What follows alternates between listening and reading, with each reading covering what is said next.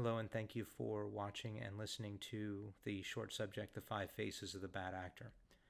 We use the term bad actor to describe anybody that could be trying to infiltrate your environment for any possible means, and really that falls into five categories.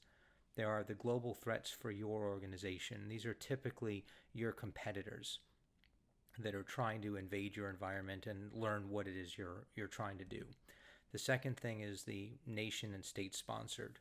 And these are folks that are really just trying to listen and learn and monitor what types of things you're doing and whether you're communicating with other nations and businesses in other nations. And as we've seen from very recent news, even just in the past few months, we know that everybody's out there watching and listening. The third group is what we would call the social activists. These are folks like Anonymous and other groups that are out there and trying to do what they would perceive as social good, exposing corporations and things like that. The next group is industrialized, and these are folks that are all about profit. They are organizations that come to work every day at 8:30 in the morning, go home at 5:30 at night, and during the day, their job is to break into your business. And then finally, and perhaps most caustic, is the insider threat.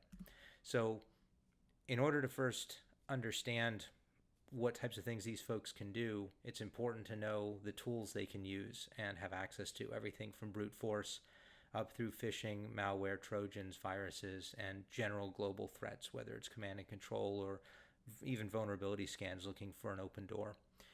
And then knowing what data they're going to target. So the best way to figure all that out is if you look at all five of these, to simply rate them in two factors. And the first is what's their motivation, and the second is what kind of damage they can do.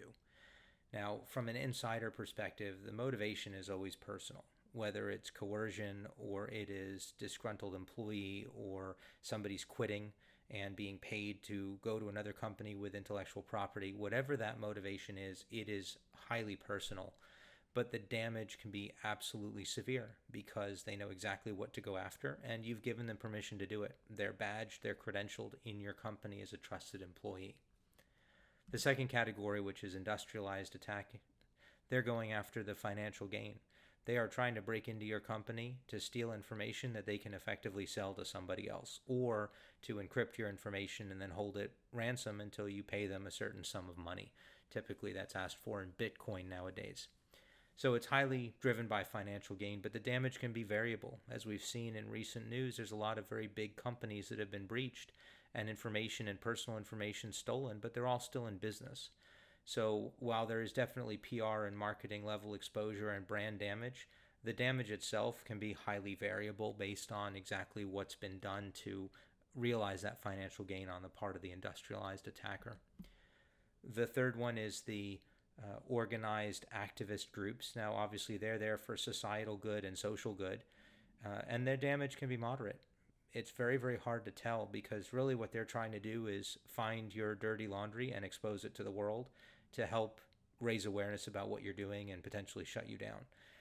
And the damage they can do largely depends on what it is you're hiding and whether what you're hiding when it's exposed to the world will be perceived as badly as the group breaking in thinks it will be. The next group we have obviously is the state sponsored, and they're there really for surveillance purposes. You can argue that they're going to try and shut down an organization, but really we've seen the combative cyber attacks happen nation to nation, more so than nation to business. Even though obviously that does happen, but usually when it does, there's a specific motivation that fits more in a competitive realm. So we're going to classify this more in the surveillance category, and the damage here can be minor to moderate because they're there to make sure that they know exactly what you're doing and when you're doing it. And while that could potentially interrupt your business operations, most organizations operate above board and won't have a problem here, but it is still intrusive and it is something that you should be aware of. And then finally, we have kind of the rest of world. And usually this is competitive, whether it is a nation state breaking into your environment to steal intellectual property or one of your competitors. They're there to understand what you're in and what's valuable to you and replicate it or steal it. The damage there is highly subjective because one company's or nation's crown jewels is not another's.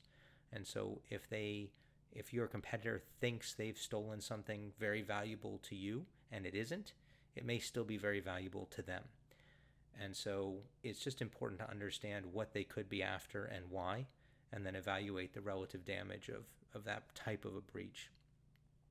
But the important thing here is to understand that all 5 of these are critical to be aware of, to understand the tools they can use and what data they're after. Because if you're not, you might as well just put $1 down at a carnival game and spin the wheel. You just can't predict who's going to be after you, why, and when. And so you just have to be aware. And I'll close with a quick quote from Sun Tzu.